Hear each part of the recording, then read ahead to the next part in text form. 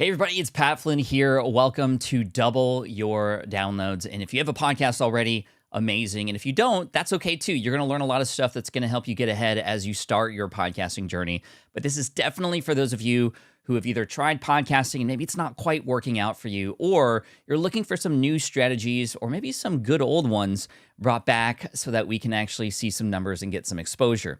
Now, what's really cool is there's some new stuff that I've shared or that I haven't shared yet anywhere, really, that you're going to see today. But most of all, I just want to thank you, especially if you're watching live. But again, if you're watching the replay, make sure to stick around to the end. We're going to go for about an hour today. We have quite a bit to get through. I have some questions to ask you along the way. And the first one, for those of you who are here live, some of you have already answered this question.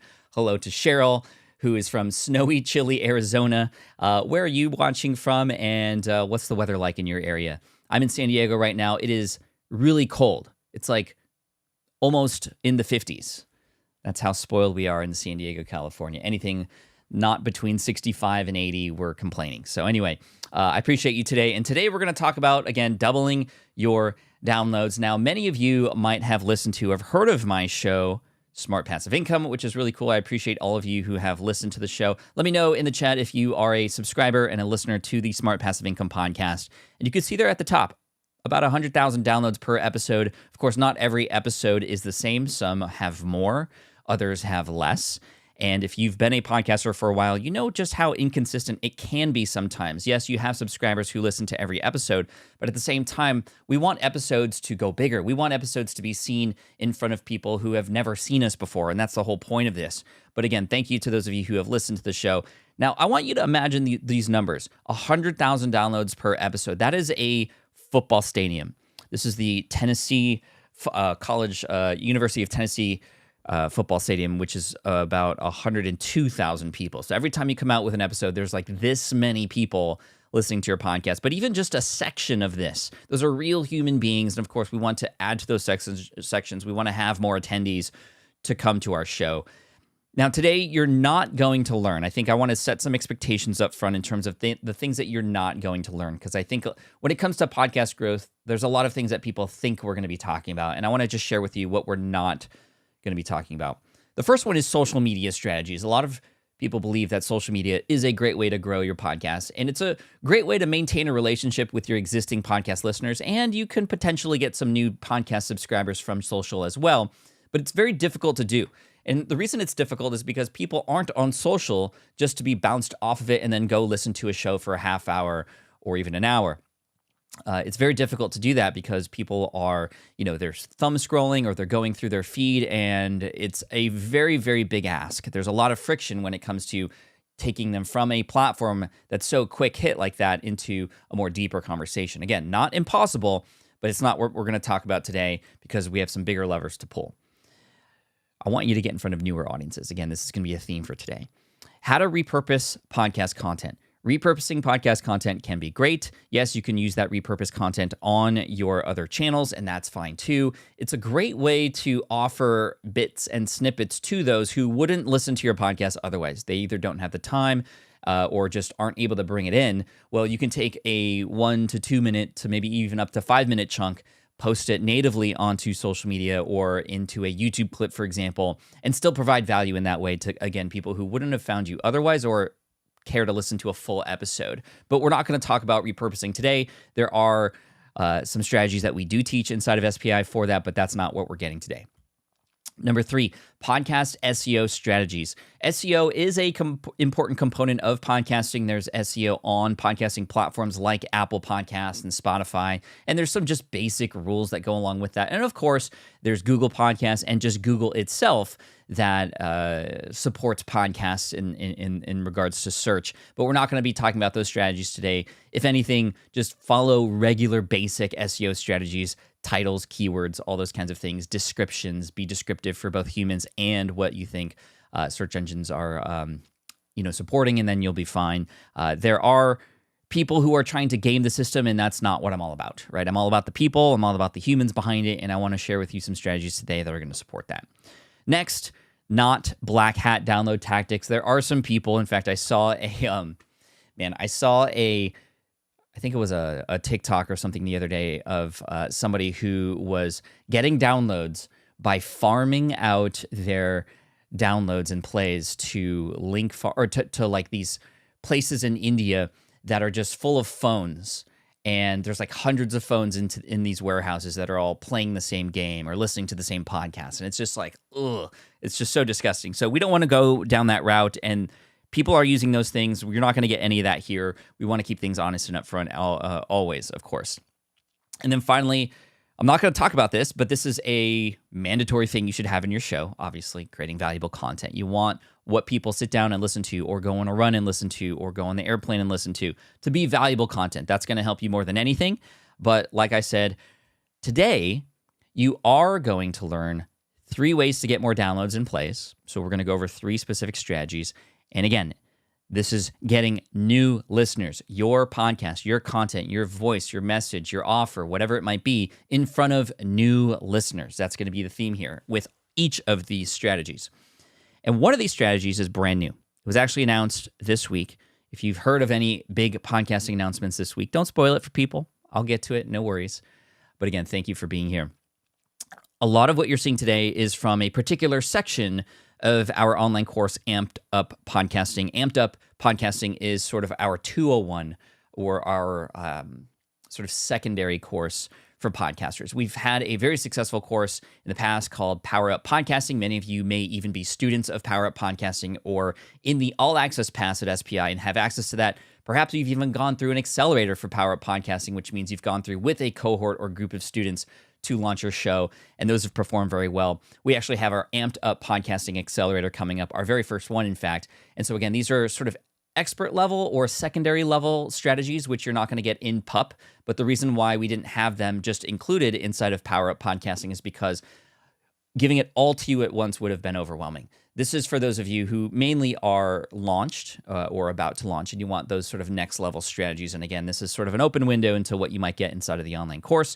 And I'm just going to share pretty much the marketing levers that you see on the bottom there inside of our M part of this course. A is for automate, M is for marketing, and P is for profit, or turning this into a business. So before we get into these strategies, I do want to talk about podcasting in general and how important it is to still consider podcasting a primary content platform for you. I mean, there's so many reasons, but this is my number one reason right here. When you think about other kinds of content that are out there that people are consuming, right? We have blog content. People might spend 5 to 10 minutes consuming that content, and they're skipping around. They're moving from one thing to the next pretty quickly, and even more so on YouTube. If you are on YouTube, and you know this if you've taken Smart from Scratch, which is our course for YouTube inside of the All Access Pass, if you have attention for 3 to 5 minutes on YouTube, not hopefully YouTube lives like this one, hopefully you'll be here to the end. And again, we're going to go for an hour, and there will be time for questions at the end. But 3 to 5 minutes for a YouTube video, a long form YouTube video, is pretty good. And of course, there's shorts and other things like that, which are shorter. Social media, anything from X to LinkedIn to Facebook. I mean, people are reading and then moving on really quickly, right? And then podcasts, people are spending 30 minutes or more. Actually, tell me in the chat if you listen to podcasts, how long are you listening for during a podcast listening session? There's no other platform that allows for this kind of consumption behavior to be with you as the creator for so long in such a deep way. And of course, the level of that content is much deeper. It's a conversation, if you will. It's almost feels like a one-on-one conversation at time, and it's a very intimate setting. And to get that kind of setting for that long is so powerful. What's really cool is we seem to be in this trend of people listening for longer again, which is really great. Podcast listening time jumps as more listeners are now tuning in weekly, which is fantastic. So look at that in the chat, 30 to 60 minutes, easily 30 to 60 minutes, 30 to 45 minutes, Macpreneur up to 2.5 hours. Not long if I find it boring, says the Catholic Whisperer. Yes, so that's why we honed in on the fact that, well, the content should be relevant and exciting for your audience in one way or another. The common kickback I get when I talk about podcasting still as a primary platform to choose is this idea that, well, you know, we're in podcasting, it's been around for a while, it seems to be saturated, right? But the fact is that's not true. Although there are a lot of podcasts, not a lot of them are in fact active. I shared this on Twitter. I keep calling it Twitter. I'm going to keep calling it Twitter. It may feel saturated, but with a little over 1 million active podcasts, we are definitely far from it. Compare that to hundreds of millions of blogs or even tens of millions of YouTube channels. Again, relative to where we started 10 years ago, yeah, it's a lot more podcasts, but relative to other forms of content, it is not even close. And I was very, very quickly corrected by Matt Medeiros on X or Twitter. He said, we're not even close to 1 million active. Podcastindex.org shows not even 500,000 active in the last 90 days. So there's definitely opportunity for those of us who are actively podcasting to get in front of those listeners who are there. There's just not a lot of new stuff. And I think we are all able to bring something great here. And again, I want you to get in front of those newer audiences. So if you're not excited about that, the idea that you are able to get in front of audiences for much longer, I mean, hopefully this is the reason why you have a podcast already or are about to start one. And the fact that there's actually not that many super active podcasts out there for people to listen to. This is a huge opportunity for those of us. Now, before I get into those 3 strategies that I wanted to share with you, I wanted to give you a quick win. I always offer a quick win. It's my favorite thing to do. It's something that we should do in our podcasts every once in a while, and that is offer something that people can get value from immediately. Kind of set up the stage here, and I want to offer you a way to get more reviews faster. And this is going to be really great. It's almost like table stakes here to have more reviews than we do now, because when people who are new come and visit our podcast, like when you buy something on Amazon, they're going to see what the reviews are like. They're going to want to make sure it is worth their time. So I wanted to offer this to you. It is something that we teach, but I wanted to give it to you now because it is actually something that you can do while we are on the call together. It's actually an actionable thing that you are welcome to try out as you are here listening and watching. And this is a 2-phase approach to get more reviews. This strategy works for books on Amazon, where there is a review system, and it also works for podcasts. So if you want to get more podcast reviews, do the following. Phase 1, who here? You want to get people to raise their hand to say that they listen to your show. And you can do this in 2 ways. I've shown you a couple examples here on Twitter. Who here is already subscribed to the SPI podcast? Show me a hand so I can say thanks. I shared that question earlier here in the chat, actually, and many of you said yes, in which case I would normally follow up with phase 2, which I'll show you in just a second. But the whole point of phase 1 of this getting more reviews approach is to get people to raise their hand. I like this second question a little bit better. It's more specific to perhaps a recent episode. For example, what was your favorite part from the last episode with name guest here, Lewis House, right? And you'll have people in your community reply. So that's phase 1, getting people to raise their hand.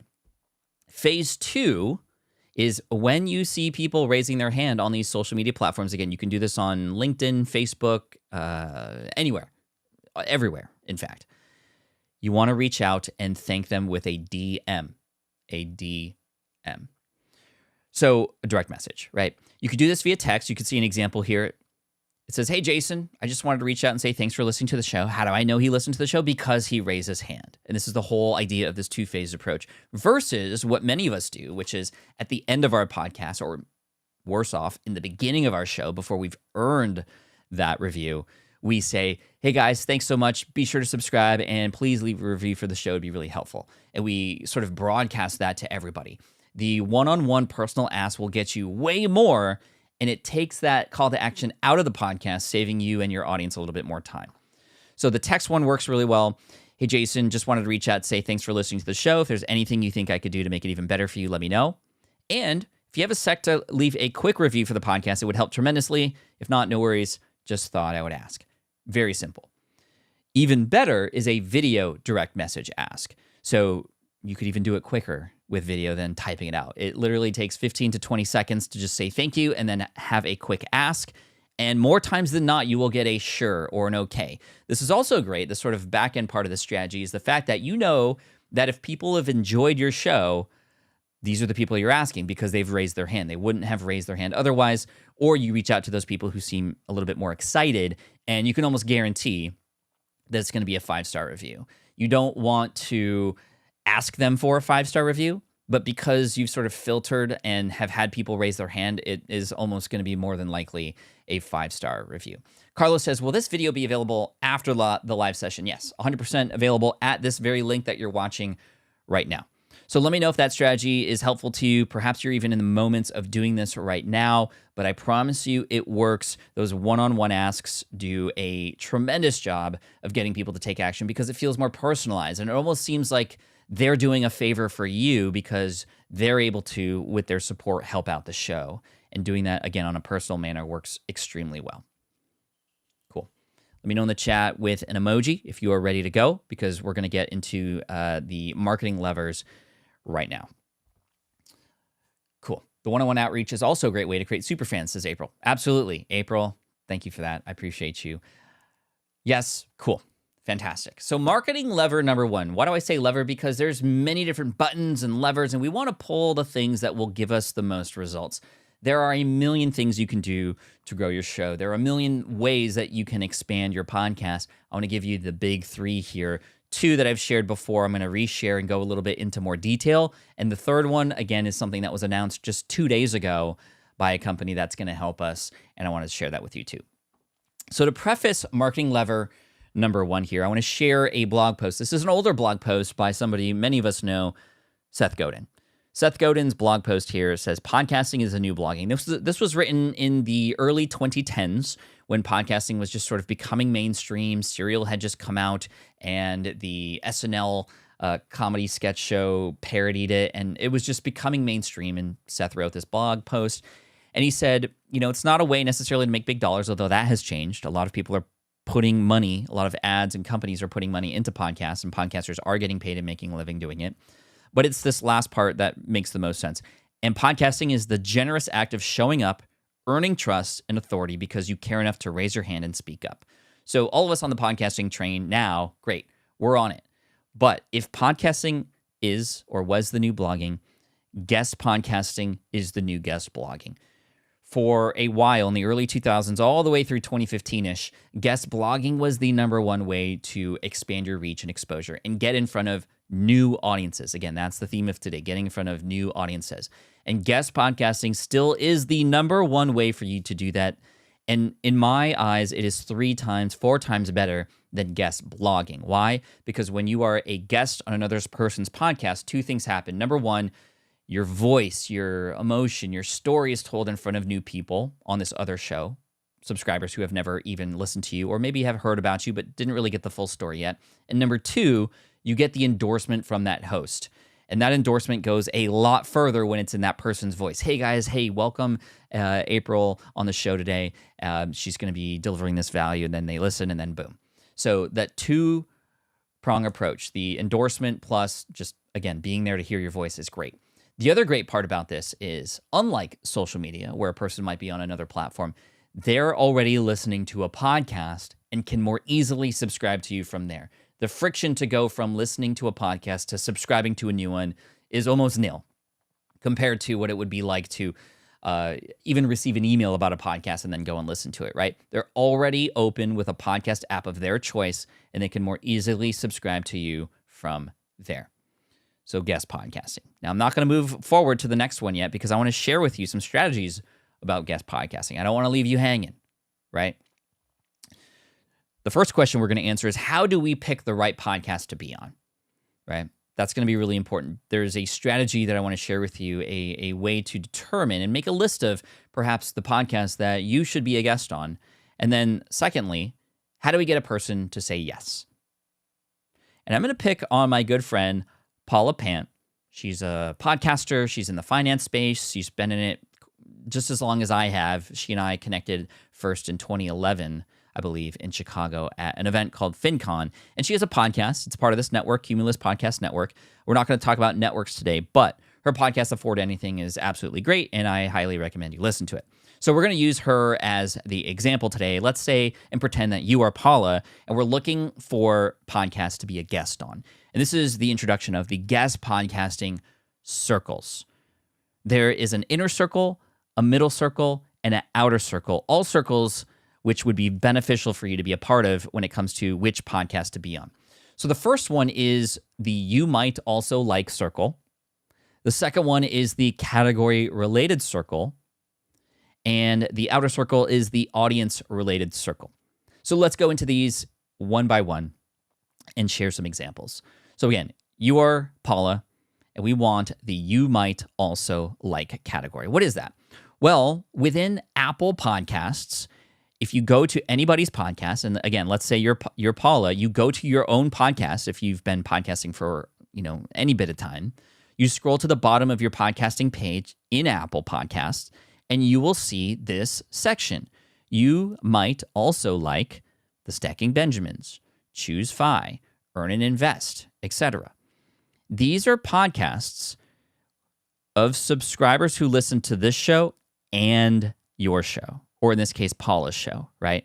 So this is a great strategy to just see a little bit of the connections between podcasts and which podcasts share similar audiences. This is a perfect place to start because, again, if you are Paula, you know that your audience also lives on these podcasts. It's obvious that not 100% of that audience is going to listen to your show, but you know that the message and the content aligns well enough for you to potentially reach out and be on these podcasts. In many cases, you might already know these people. In some cases, maybe not, in which case, the fact that your subscribers overlap is a great starting point for a conversation. Hey, I found that many of my subscribers listen to your show too. We should do a collaboration. How might I be of service to your audience? And we'll go into how to get a guest in just a second.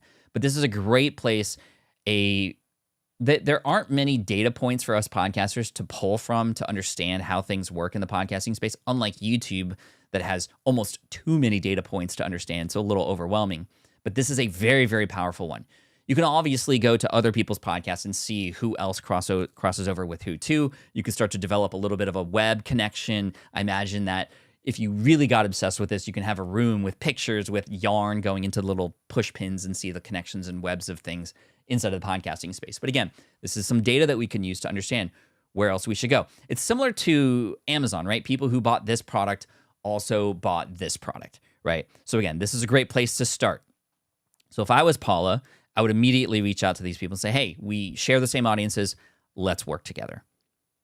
Now let's move to the next circle, category related. So these podcasts aren't necessarily ones where Apple determines, okay, their listeners also listen to you. However, because you're in the same category, for example, here you can see in the upper left-hand corner of that example, it says showing results for finance. So I just did a search for finance, or if you are in a particular category in the podcasting space, you can just find other podcasts that are in the same category. You discuss similar topics, you might have similar points of view, or you might have different points of view. Your story, your message would likely be relevant to that audience despite them not having found you or crossing over with your audience yet. So in this case, we have Andrew's personal finance podcast, the Nerd Wallet podcast, Rich Dad radio show, Money Girl, etc. Right? Relational algorithms, says April. I love that. I absolutely love that. So this is your category related, and this is a great place to go and potentially reach out and build relationships to potentially be a guest on these shows or do a collaboration of sorts. And then finally, it's the audience-related one. This is the one that I think has the biggest opportunity for us to get in front of newer audiences that are different. Because, like I said, that first one, which is sort of, you might also like, a lot of those audiences may already know. These ones likely have no idea who you are, yet provide the best opportunity because your content is relevant to their lives, just not, in the same way that those other categories were. For example, remember, Paula, personal finance, the Newlyweds podcast, the Newlyweds category, right? It is so important for people who just get married to understand their finances. How do we talk about these things? How do we budget for a wedding? How do we combine our checking accounts? How do we have those deep conversations? Paula and her advice could be very useful. It is a very specific component within Paula's larger environment. However, pulling that out specifically for the Newlyweds podcast can help you build a relationship with that audience very quickly, especially if you have something very, very important to share that is on topic with that.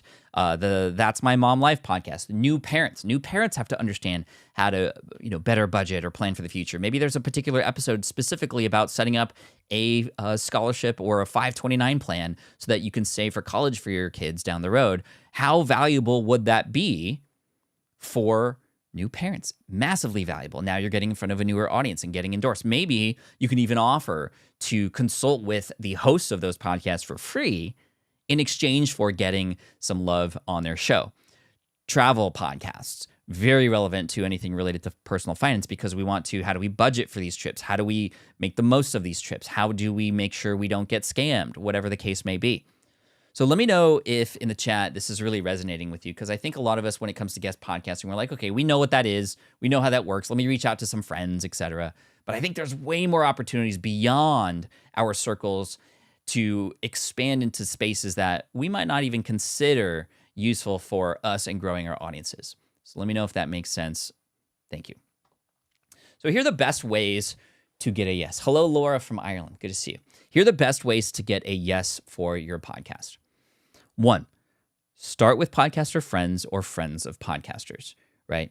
So an introduction is always going to be better than a cold outreach. And if you have the opportunity to ask some people in your network or people around you, maybe even ask your Twitter following who you should reach out to, or you're following on LinkedIn who you should reach out to, at least you're getting some sort of connection before you just reach out cold. I would try to, do this in a way where you never have to reach out cold to somebody to ask to be on their show.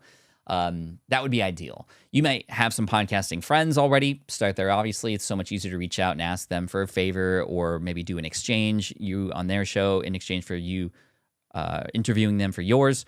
Or if you happen to know somebody, you can look through the guest list of a podcast.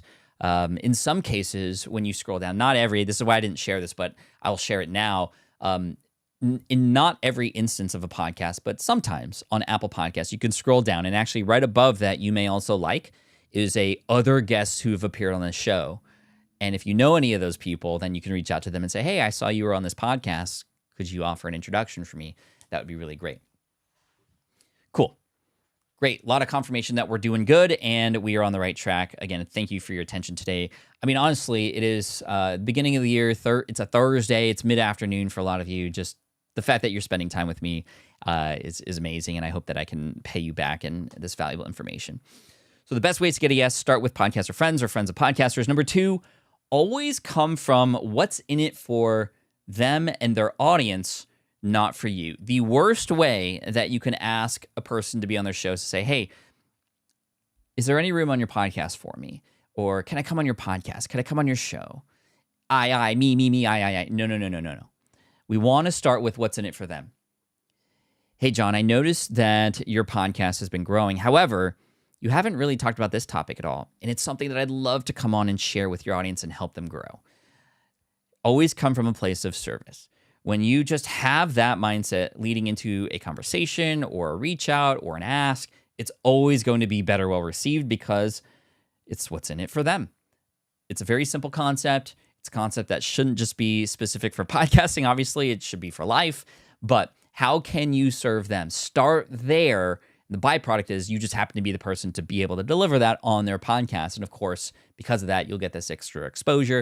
If you ever come at it from a point of just me or what's in it for me, like you selfishly first, then it's never going to work out, right? So always what's in it for them.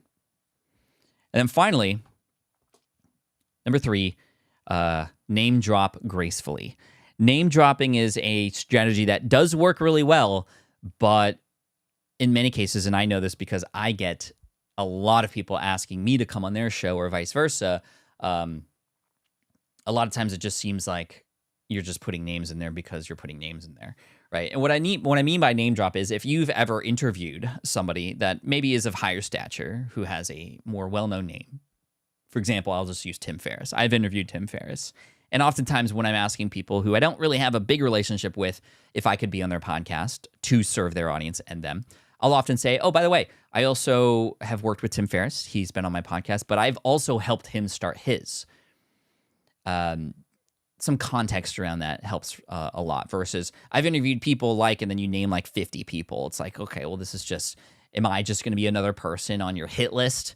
Am I just another body, right? No, I am a real person. And so are the people that you've interviewed. So choosing 1 or 2 names and really going a little bit more in depth with them is better than just a list of bodies, right? So just keep that in mind when it comes to name dropping. If you happen to know that the person you're reaching out to is friends with and or knows one of these people, then obviously go there. The more connections, the better, right? Cool.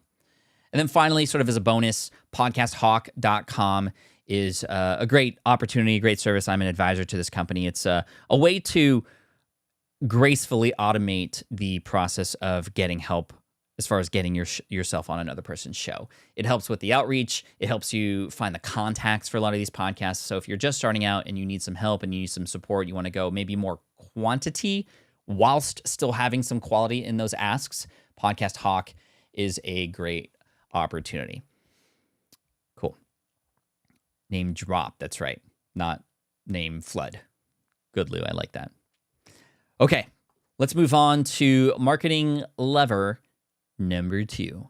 So we hit number 1, which again is guest podcasting. We went deeper into that. Hopefully that was helpful to get a little bit more information around guest podcasting, because I think you knew that was helpful, but we're going to go into something a little bit deeper as we go along here. So for this one, I want to set this up by quoting a great man. His name is Zig Ziglar, and he said this: "You can have everything in life you want if you will just help other people get what they want." This quote is very relevant to what we just said in terms of you being a guest on another person's show. But we're going to do something different. We're going to consider who will be on our show and how is that of service to somebody who will then pay us back. You've heard me share this strategy before if you've been on any of my Power Up podcasting presentations, but I'm going to bring it back and we're going to do it again. We're going to do it live together because it's so powerful and always blows people's minds. And just in case you haven't seen it or needed to be reminded, here it is. Interview a forum owner. What I mean by that is a Facebook group, a LinkedIn group, any sort of online forum that's in your community or in your space. Interviewing the owner and or the admin or potentially a moderator in that channel is going to do really, really well for you. You don't want to go into these groups. I think these groups, like let's just continue to use, a LinkedIn group, for example. Going into a LinkedIn group and saying, "Hey guys, listen to my podcast. It's great." It's always going to be received, especially if they don't know you at all. It's just spam. You are going to get the cold shoulder, or worse off, just get blocked or removed from the group. Even if your podcast is helpful, even if it is related to conversations that are already happening, just the fact that you promote your own show in these groups is a no-no, right? We don't want to do that. We don't want to come across as, look at me and, selly, right? And it's just kind of icky. I think a lot of us know that that's not the best approach.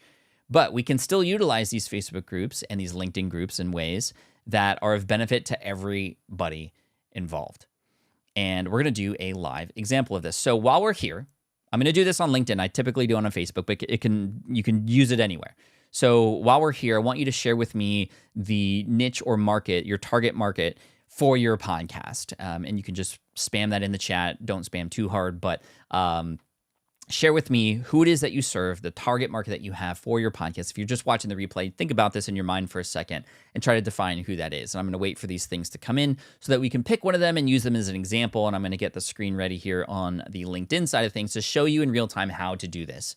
I also have some case studies on when this has been done, and it has worked out really, really well. So Kevin was... let's see, Kevin, physical therapy is just the first one I saw his purple K name, so physical therapy. So we're going to go into LinkedIn.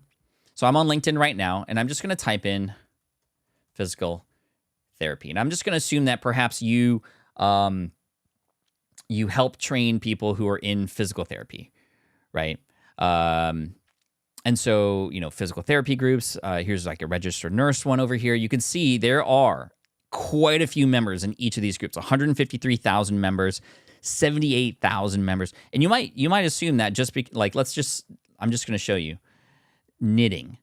Knitting has groups on LinkedIn. I think LinkedIn is completely underutilized, especially for this as well. So I'm going to click on groups here on the left-hand side. Look, knitting industry, 14,000 members, right? A ton. So let's go back to physical.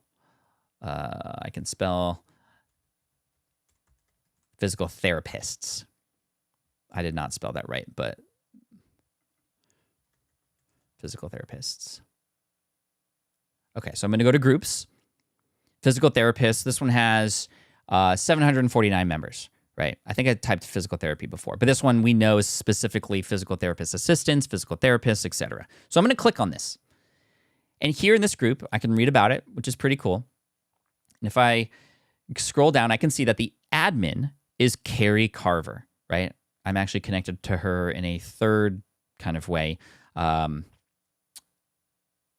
areas removed from Carrie, but that's okay. I'm going to click on Carrie.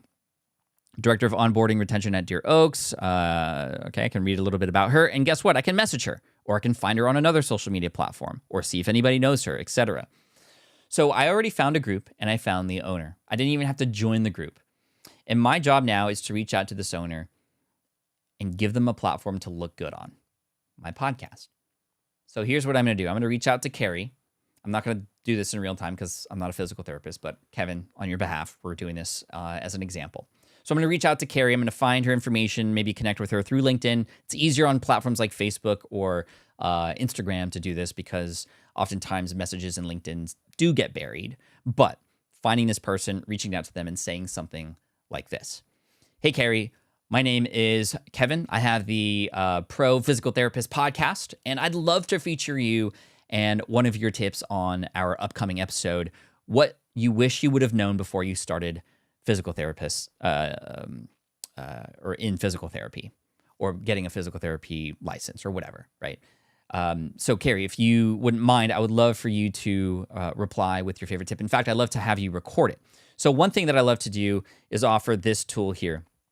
And if you go to, let's see, speakpipe.com/Pat, for example, you could send a voicemail to me. You can start recording. I don't have the picture uploaded or anything like that, but this is, again, powered by SpeakPipe.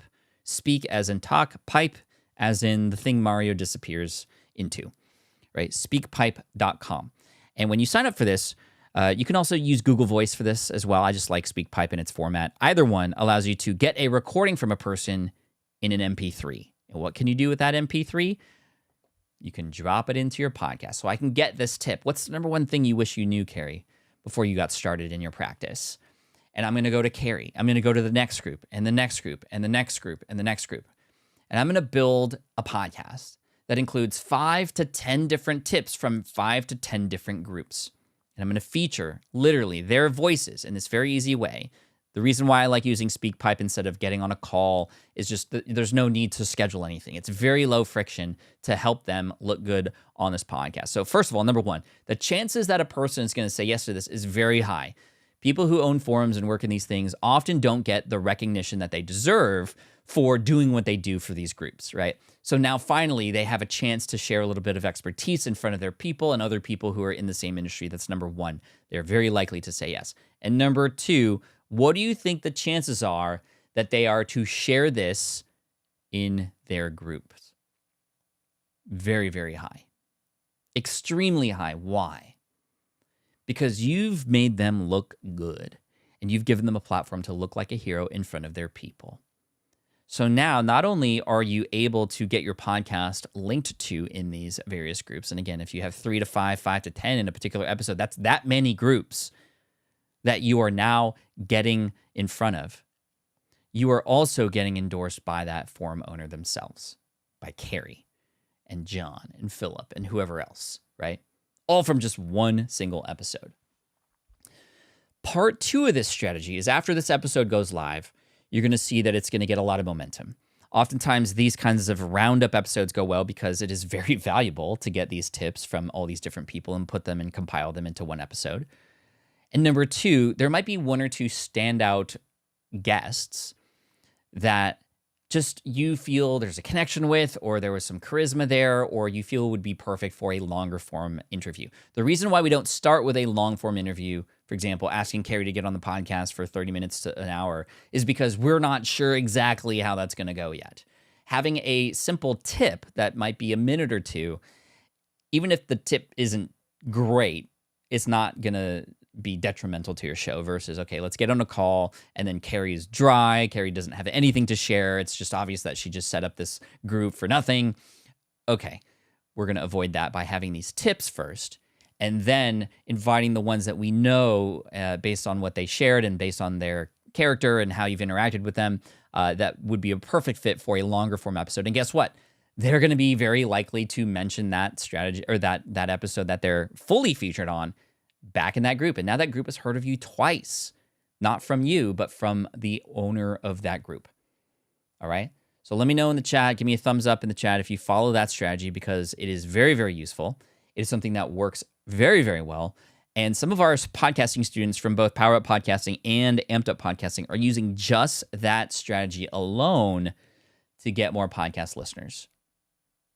It works extremely well. I mean, I'm talking thousands of new listeners every month as a result of using this strategy. It works really, really well. So I've used this strategy before a few times on the SPI podcast and on some other podcasts as well. This podcast, episode 227, 15 entrepreneurs answer what I wish I'd known before starting my own business. An incredibly valuable episode. I reached out to 15 people, some of which I knew, some of which I didn't know. I actually use this episode purposefully, not just for the strategies that I just shared with you. These aren't forum owners necessarily, but the other part about this is you get to develop a relationship with these people. I purposefully picked people who I knew wouldn't necessarily give me the light of day for a 60-minute episode, but could offer a minute or two for a tip. And then I followed up with them later and build a relationship with them, especially after they saw how well the episode did or what their feature was like, or people commenting back to them saying, hey, I heard you on this episode. That's cool. You should talk to Pat. You should build a relationship with him. So you can use this strategy as a way to introduce yourself to people for the first time, give them some value, right? And I'm not just talking forum owners, but just people in general, and then following up with them later, right? Pretty cool. Sound Mind Spirit says, can't wait to try this strategy. Laura says, I'll try this. Can't wait to try this. Love this strategy. Thank you. Yeah. So again, this is just like one strategy from the entire course, Amped Up Podcasting, which I'm going to talk about in just a second because we have something special going on next week. But I just wanted to give this to you because this is a high value, and this is something that is going to help you a lot.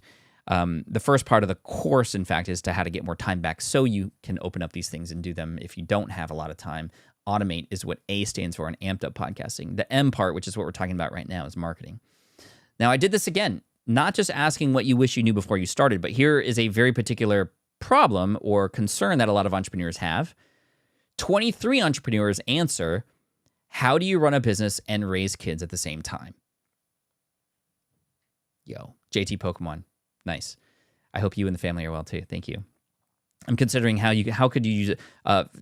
10 professional Pokemon collectors share their number one tip for collecting on a budget. I want to listen to that episode now, right? On SpeakPipe, do you recommend a voice channel or voicemail page? A page is fine. Page will work just fine. This episode was great. And in fact, 2 people in this episode ended up crying because they were struggling so much with this. And it became an episode that was shared very widely and is still relevant today. Evergreen content for the win. All right, now we're going to talk about marketing lever number 3. Taro says, what if your podcast isn't necessarily educational? 5 fun stories from ex-entertainers, from comedians, you've probably never heard before, right? It doesn't have to be educational. It could be anything. Entertaining, behind the scenes, whatever the case may be. Get creative with it. Think about your audience and what might be interesting for them to click on and listen to. How do these guests send in their 1-minute tip that we should play? Is it just a voice memo? Yep, exactly. I shared speakpipe.com. It could be Google Voice. Those things come back to you in an audio file that you can literally just drop into a podcast. And like before I move on to number 3, the way that I would format that podcast episode, so you don't have to go and listen to those ones that I just shared to know how it's done, I would introduce the topic and the concept, set up the fact in the beginning and the intro that you went around and found these different groups, all have different owners with different specialties and different tips to share, and that you're going to share them, right? Okay, so the intro and the hook and how valuable this is. Then you play tip number 1 from Carrie, and then you come back in and share maybe a minute or 2 of thoughts behind it, right? Maybe supporting that, maybe your own experience related to that tip, and then you go into tip number 2, and then you come back, and then tip number 3, and then you come back, and then story number 4, and then you come back. You become the glue that glues these different parts of the community together. Subconsciously, a listener goes, oh my gosh, you know all these people. You are invested in this space. You are involved in things. You are the person who has authority to talk on these things. Now, you are painted more as an authority as a result of this episode as well. So that's how I would structure that particular episode, by the way. Eve, I would instruct their answer to be 60 seconds to 90 seconds, ideally maybe up to 2 minutes. in SpeakPipe specifically, and the reason why I love it is because you can limit that time. What if we have a video podcast? We ask them to record a short video snippet. Oh, absolutely. I mean, even simply doing it on social media, even if it is vertical, the fact that it's vertical actually just for a minute or two from them makes it look more real, right? Because we're all used to seeing personal vertical videos now. And then you come in full screen like this, talking about that tip, and then you share, okay, and here's another one coming in from Jimmy. Here's Jimmy's tip. Boom. Vertical video, very personalized. Video can be done well too. Blue Buy Shopper says, you're making things click. Thank you so much. Thanks, GTO. Like it if you like it. No, I'm not going to ask you to like it for me. GTO already did that. Anyway, thank you so much. Marketing lever number 3. And like I said earlier, this is something that's brand new. So if you have a podcast, this is something to think about. And I can't see a reason not to do this. You might want to wait because it's so new. But it is something that I'm going to be doing, and I'm going to make sure is that we share this in our courses and update our students about this as well. And this is YouTube. YouTube's not new. YouTube's been around since like 2004 when it was initially a dating website.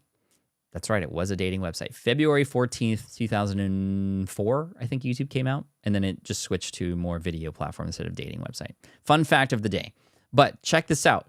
How to upload audio-first podcast to YouTube with RSS feeds. Yes, I'm not talking about video podcasts. Video podcasts are separate. If you have an audio-only podcast, which many of us do, maybe we don't have time to do the video or we just don't want to do the video right now, we have our podcast uploaded on Buzzsprout or Fusebox or Libsyn or wherever, we can now utilize YouTube. Submit an RSS feed to YouTube, and it will create a YouTube video for that with a static image, as well as the podcast will be found on YouTube Music. Cool. So this is different. This is new. This was just announced 2 days ago. Here's how it works. You can go to Create inside of your YouTube studio. And there's even an announcement there that you might see. You can now upload your podcast to YouTube with an RSS feed. Yes. I'm still getting answers from YouTube in terms of, well, what happens if you do this? And what happens to your ads and all that kind of stuff. So we're still getting this information. But as we learn this information, we will be sharing it with our students. But I wanted to share this with you now. You click on New Podcast. That right there. It brings up this screen.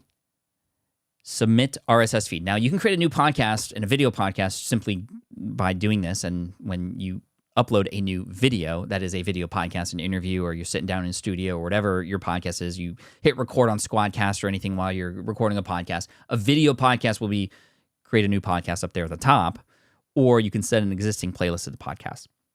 But if you want your audio-only show to be displayed on YouTube as well as YouTube Music, you hit Submit RSS feed. Right? And then you go through this process. I'm not going to go through any more of the screens here. Do I need a YouTube channel to submit RSS feed? Yes. Yes, you do. So you can create a new, if you aren't on YouTube yet, you can just create a channel just for this purpose, which some people are doing. Some people are adding the podcast to their existing channel as well. If it is the same audience of your YouTube channel, then it may make sense to do that. So the way it works is, and I think a lot of us already at this point know how RSS works. This is YouTube teaching people what RSS actually means. You have your RSS link, that is your feed from Fusebox, Buzzsprout, wherever the case may be. You enter that RSS feed, you verify it, and then automatically your podcast will be updated on YouTube's side every time you upload an episode. Excuse me. So that's brand new. Now, there are some terms that relate to this. There's something specific about not having ads played during those episodes. However, if you are reading those ads yourself, from my understanding, that's fine, which is for most podcasters, we're reading our own ads versus here is a McDonald's ad that is being played and it's McDonald's audio, and then you come back. That is not okay. And then because YouTube, you can have ads played on your YouTube channel as well from the YouTube Partnership Program, right? Chris says, what if you start with an audio podcast and prepare slides, photos, short videos to fit that specific episode? Then that should be done the other way, which is you upload that as an individual video manually and you change the thumbnail for that. If you do it with the way I just shared with you, again, which is audio only, then it's going to be that static image. In fact, here's what it looks like on the front end. Here's the Sunday read from the daily, and it just is this static image the whole time. And you can see it's an hour and 60 minutes long, and it is getting some views, even though the daily has millions of subscribers on its audio podcast. It is still seeing views, and these are views that likely wouldn't have happened otherwise, and people who listen to the show who wouldn't have been able to listen. So again, just wanted to share this with you because it is a new opportunity. YouTube is definitely on the podcasting train right now. They've allowed video podcasts, and video podcast still is individually uploading videos and titles, thumbnails, and then marking that as a podcast through YouTube. This is separate. This is another vote of confidence from YouTube that it's wanting to get audio content in front of people. And the beauty of YouTube is it has the algorithm. It has the ability to find new people for you. This is something that Apple Podcasts doesn't do very well at, as well as Spotify, the recommendation engine, the algorithm to support us. This is big. If you have the video podcast, I would just still do the individual video, the file. That having the video and the visuals are going to be way more appealing and probably be shared more and be listened to more on YouTube because people are watching it too, right? May says, I've been noticing my quote-unquote views are really short for the podcast, though. Any thoughts on how to boost listen time? So in regards to an audio-only show or not, either way, better hook in the beginning. You might even want to bring in some moments from the middle of the show to the top of the show to intrigue people who click play to listen to the end. And of course, we just need to get better at our hooks and why people should stick around. Having moments in the middle of the episode too to sort of reset the audience or remind them about the things to come is also going to be really great too. And also just pay attention to your retention graphs. Apple Analytics gives you great retention graphs to look at to see where in your episodes people are dropping. And you want to make sure you go into those moments in those episodes and go, okay, maybe I shouldn't do that anymore. I see a lot of great questions coming in, but I wanted to ask you a question here real quick before we move on. And that is, what was the most helpful thing you learned today? I will be staying a little bit overtime for you to see if I can answer more questions before we finish up today. And then I have office hours for my students in about a half hour. So I want a nice little water break before that. But I'll stay a little bit extra for you to answer some questions. There's some good ones coming in. But Nick says, I just found you like 10 minutes ago through YouTube and never heard of you before, so it's working. Hey, look at that. Thank you, Nick, for validating that for us. But anyway, Nick, since you just missed most of the conversation here, you can obviously watch the replay after this, and welcome to the crowd. I appreciate you. Thank you, April, for being here as always, and thanks for being an amazing supporter and fan. I'll see you on X for sure. So SpeakPipe, the roundup episode was the most helpful. More reviews, quick wins, says Randy. SpeakPipe, thanks for sharing. YouTube and submitting your RSS feed was most helpful. YouTube news, interview of forum owner, great. So everything that we touched on today was helpful. And I want you to imagine that this was just a lesson or two from our course, Amped Up Podcasting. And I wanted to ask you before I move on, because I always ask, can I ask you permission to share a little bit about our Amped Up Podcasting course with you and our upcoming accelerator, which means you can go through this course with other students, instructor-led, to make sure it works for you. So if you just give me a yes in the chat, I will go and move forward with that. If not, that's okay. But I'm still loving seeing the most useful things that we're seeing from today's presentation. And again, I appreciate you so much. The reason this course is important is because it's the only course that we have that is a level 2 from other courses that we have inside of our All Access Pass. This is the 201 version of Power Up Podcasting. So again, if you already have a podcast, this is perfect for you. If you haven't started a podcast yet, this is not for you. Amped Up Podcasting. Automate, market, profit. Automate, market, profit. That is the 3 sections of this course. That is AMP. You powered up. Now we're going to amp you up. Automate, market, profit. And the cool thing is the accelerator group starts next week, which again means that you can go through this with other people. This increases your chances of succeeding with it and going through it, getting held accountable, etc. Let me teach you a little bit about what each of these modules mean. Number 1, module 1, automate. The A in AMP. Automate means how do we begin to remove ourselves from the creation process as much as possible, because you can't market it, you can't turn it into a business unless you have the time to do so. So let's get that time back. A part of this goes into optimizing your workflow to get that time back. And the major part of this is how might you find people to help you along the way, either the right tools and or the right people to support you in the editing and creation process so that you can get time to market your show, get in front of more people, which we've talked about a little bit today through the strategies. And there are more in here for you to market your podcast, get in front of your audiences, get your voice out there, and get more exposure. And module 3 is profit. How do we then turn our podcast into a lead generation tool for whatever business we might have, whether it's a coaching program, for online courses, books we want to sell. It starts with building your email list from your show, and we offer strategies on how to do that, build landing pages, and collect those email addresses so you can follow up with your audience from there, and how to use your podcast, in fact, to sell your things. So the cool thing is Amped Up Podcasting is one of the many courses and workshops that you can get inside of our All Access Pass. And yesterday, in fact, we celebrated our 1-year anniversary of the All Access Pass, which has been incredibly successful, the most successful thing that we've put together. So here's what it is. The All Access Pass gives you access to all of our online courses, including AMP, mini courses, workshops, and live events. With the All Access Pass, you get access to weekly office hours with me. I just told you that. I am hosting this in about a half hour from now, which is awesome. Access to an active community of other like-minded entrepreneurs like you. This is the power of going through this with other people versus going through it alone. The community-powered courses. That's what we call it. Access to Team SPI to guide and support you. Our team is available. We've hired people specifically for the purpose of helping you through this content and to help you in the community. Guided pathways through our various courses, because giving you access to all the courses isn't very useful. But telling you which courses to go through for you and where you are at in your journey is going to be the most helpful thing, so you don't get lost or confused or overwhelmed. Inside of the All Access Pass, you'll see we have a number of courses that you can get access to literally right now, all at once. But again, you want to go through Amped Up next, because that is when our next accelerator is happening. And an accelerator are classes of people that go through a particular course together at the same time, literally the same time together. You watch a certain group of lessons for the week.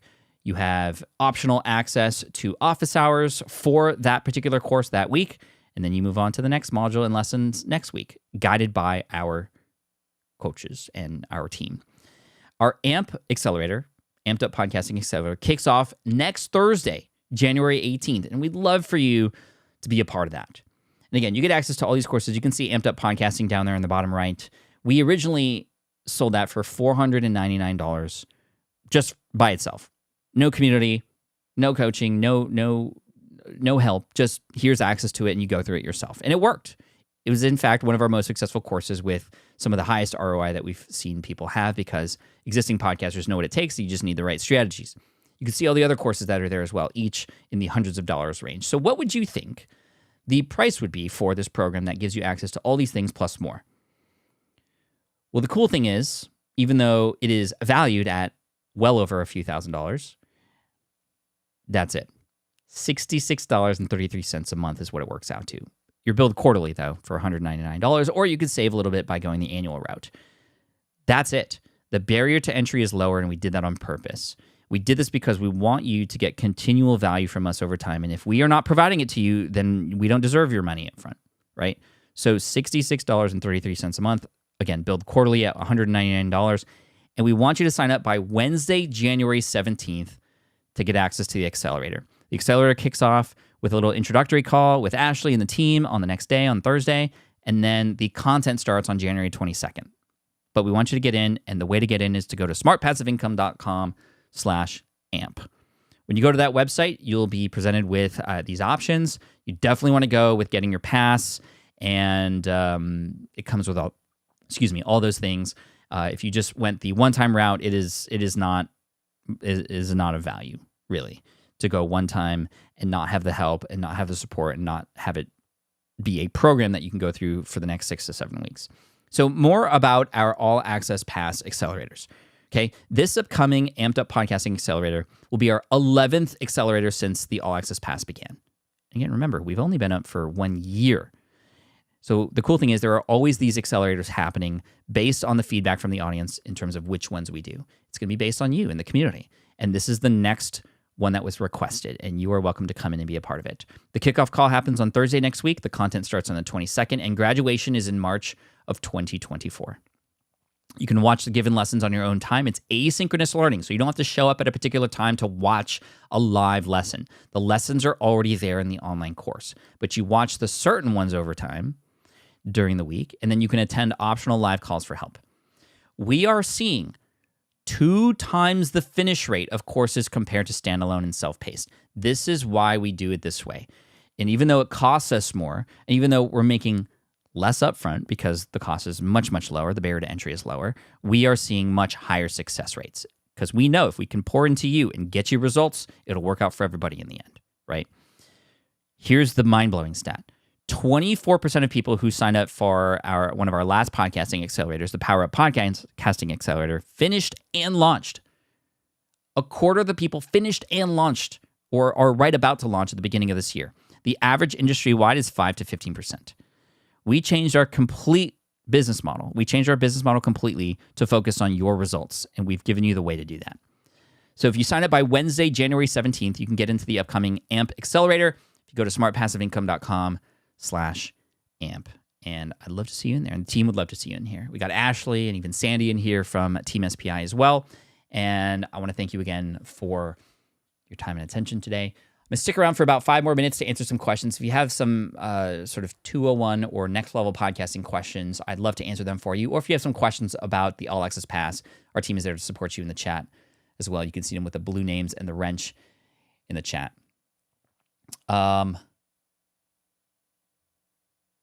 Just uploaded my RSS feed to YouTube. Thanks, Pat. Brandon, taking action right now. I love it. If that link doesn't work, let me give you another one in the chat that might redirect you to the right place. You'll get the same thing over here. Oh, there again. It does work. Ashley just shared it in the chat. So if you're watching the replay, that link should work, or I'll link to it in the description below as well. Monique says, great info always. Which interface can I buy for a podcast? What do you mean by that, Hamaro? Which interface can I buy for podcasts? If you mean for uploading your podcast to, you could check out Fusebox, really budget offer for setting up a podcast host. Or you could check out Buzzsprout, which has a little bit more bells and whistles for a little bit higher of a price, but still worth the look. If you're looking to find tools to edit your show, if you're at that point, then there's a lot of options. GarageBand and Audacity are 2 free options you can use. Audacity is for both PC and Mac. Of course, GarageBand is just Mac only. Or you can level up into something like Descript, which will make editing a lot easier for you, including for video. And even something like Adobe Audition can work as well. Got some questions from my team, says Agent. Well, we're here for the next few minutes, so feel free to ask. Happy to answer any questions, says Ashley. Kelly says, I love Buzzsprout. SpeakPipe requires to sign up for an account or no? It does, Deanna. It does. You might want to explore potentially Google Voice, which is likely, I think, a free option and a way for you to do this. It's not quite as clean in terms of here's a link and then record your answer, but it is something that could work as well. It's, again, just a lot easier to use these tools to gather these answers from people versus getting on a call and getting your recording device ready and all this kind of stuff, right? What about music? Best place to get music. So there's a couple spots, and I love that you're asking this because you don't just want to take music and use it on your show. In fact, you can get in a lot of trouble for that or have to retroactively change a lot of things should you get like a cease and desist for using somebody else's intellectual property. Use royalty-free music, please. The few different places that you can get that. My favorite is artlist.io. Again, artlist.io. They got really nice music. I mean, music that I would listen to on the radio if it was on the radio, but it's available for free for you to use.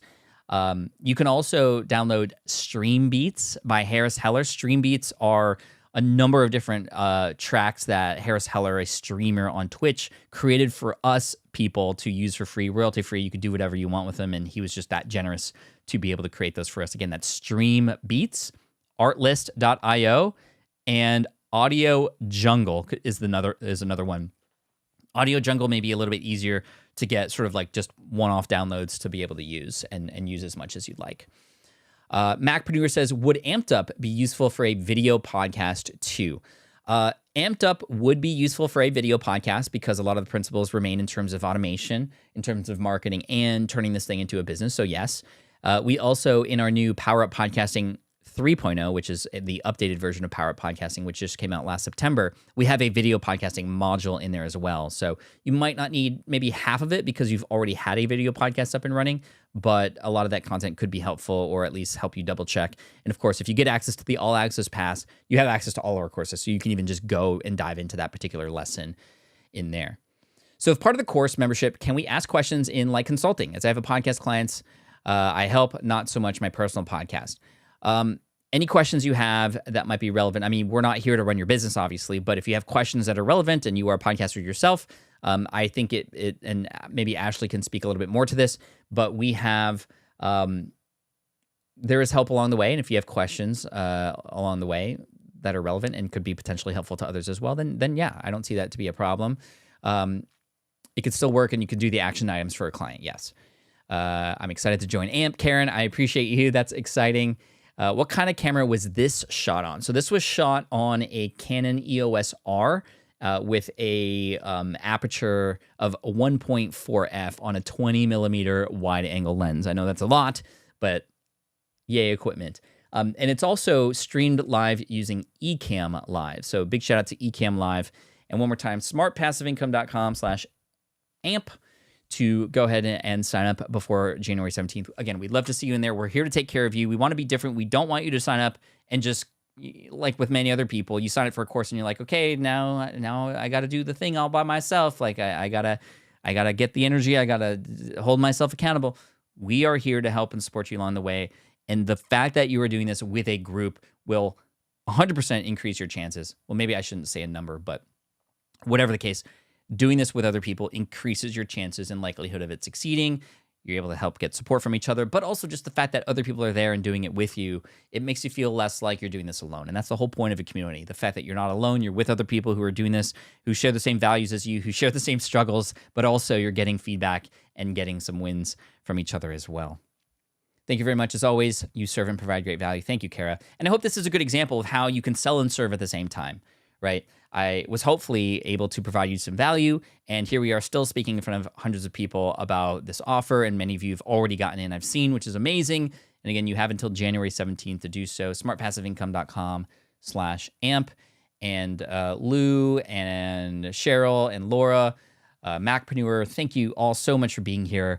I appreciate you. We're going to end the live stream now with just a well wishes and Happy New Year to you. And again, I hope to see you inside of the All Access Pass, and especially this upcoming accelerator. We have some more accelerators happening during the year, events that you could choose to go to at a very, very, very reasonable price, I would assume, compared to what you might get elsewhere and what you used to get here. So very excited.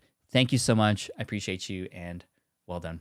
Right, one more time, smartpassiveincome.com/amp.